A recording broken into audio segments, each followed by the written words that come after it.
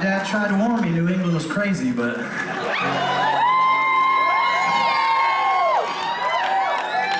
y'all are serious crazy. I mean,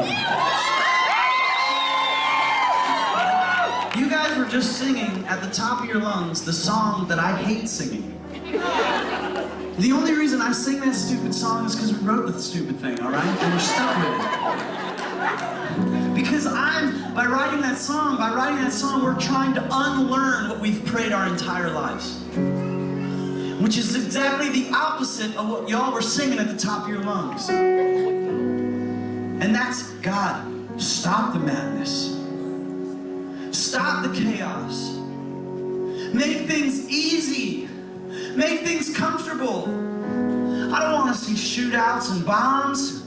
I want to see your kingdom come. And that's all right, my friends, but we got to be careful when we forget to trust Him.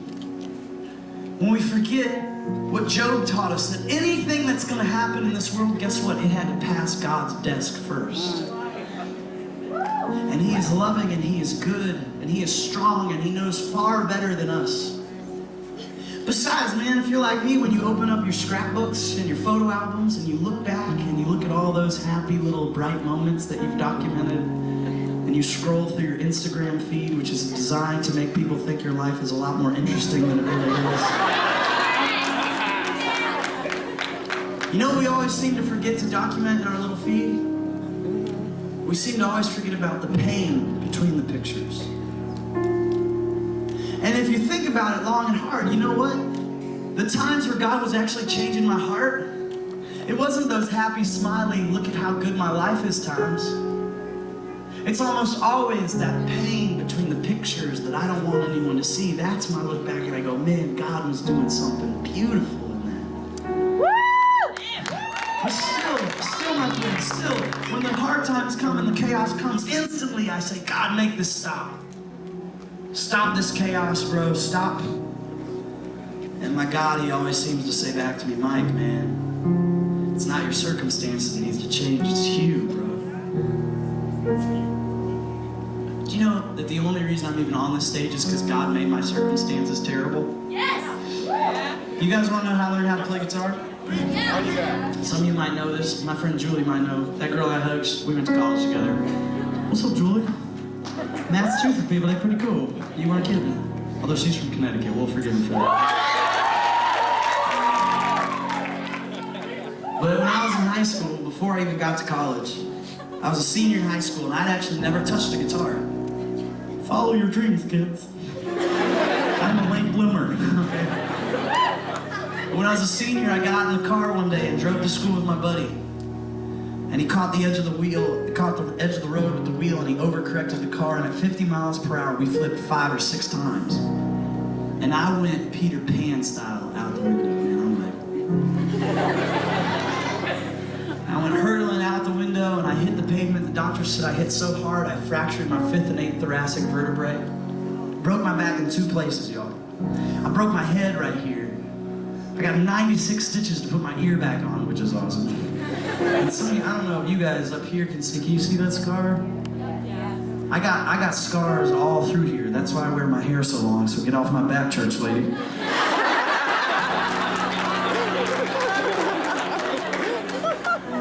But they wheeled me into the intensive care room and they told my parents, hey man, you guys need to brace yourself because he's not gonna make it through the night.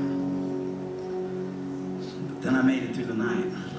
And they said, oh, you made it through the night, but he's never gonna walk again. And then I walked again. And they're like, well, he's walking, but he's never gonna make a full recovery. And then I made a full recovery. And the doctor said, we don't know what's going on with this. But I still had to lay on my back for 2 months waiting for my back to heal. And it could have been so easy for you guys. Trust me, I was tempted every day to just raise my fist up to the ceiling and shake as hard as I could and say, God, how dare you let this happen to me?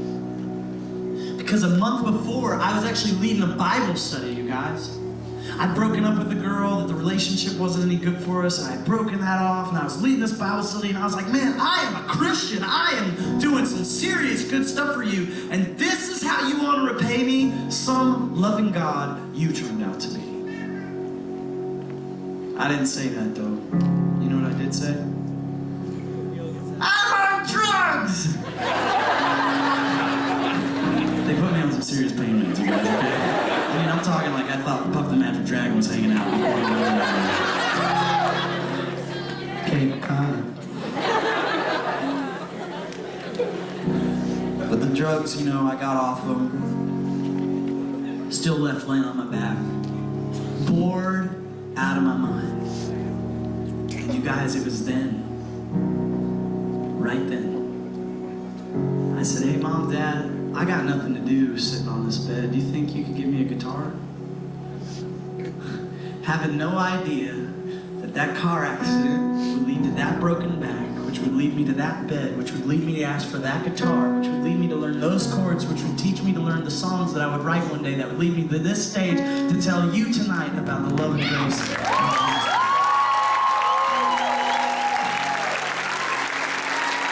He works all things together for good for those who love God, who've been called according to His good purpose.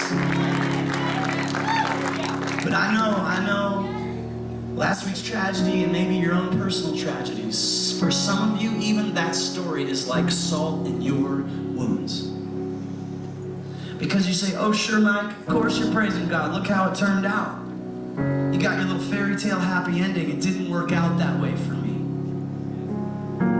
I'm still hanging out in the midnight hour of my soul, and God doesn't seem to be anywhere close. And He's left me alone with my questions.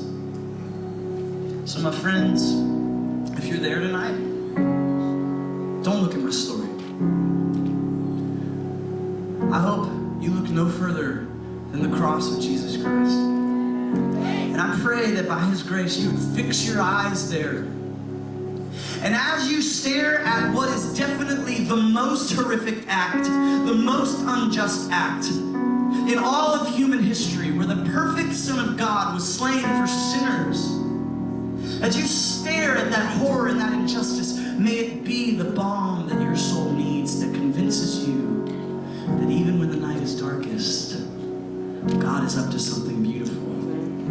That even in the ugly, He's weaving it together to something that's going to give life. Even out of death comes life and redemption for all of us. And if He can do that with His Son's death, then what? Just imagine what He can do with us. A few weeks ago, we celebrated that act and we called it Good Friday. But my friends, Good Friday was the worst Friday until Sunday. And so, tonight, if you're in your worst Friday, if you're hanging on for dear life, I pray that you would hang on just a little longer, because you never know when the Easter sun is about to rise. I got a feeling it's going to rise.